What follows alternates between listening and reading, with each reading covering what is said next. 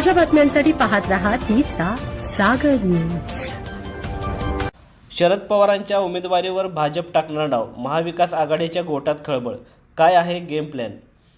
महाराष्ट्रातील राज्यसभेच्या 7 जागांसाठी राजकीय हालचालींना वेग आला आहे। सध्याच्या संख्याबळानुसार महायुतीच्या 6 जागा निश्चित असून 7वी जागा महाविकास आघाडी जिंकू शकते।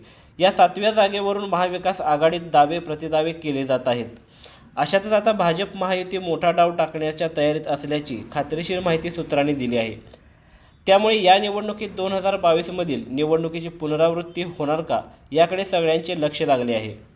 भाजपमधील विश्वसनीय सूत्रांनी दिलेल्या माहितीनुसार महाविकास आघाडीकडून जर स्वतः शरद पवार उमेदवार असतील तर महायुती ही निवडणूक बिनविरोध करण्यास संमती देऊ शकते।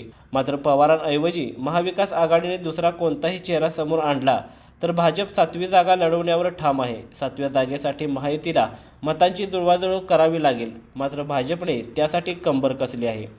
महायुतीने 7वी जागा लढवल्यास 2022 मधील राज्यसभा आणि विधान परिषद निवडणुकीच्या इतिहासाची पुनरावृत्ती होण्याची दाट शक्यता आहे। त्यावेळी संख्याबळ विरोधात असतानाही भाजपने अतिरिक्त जागा जिंकून महाविकास आघाडीला धक्का दिला होता। त्याच यशस्वी इतिहासाची पुनरावृत्ती करण्याची रणनीती भाजप कोर कमिटीच्या बैठकीत आखली जात आहे।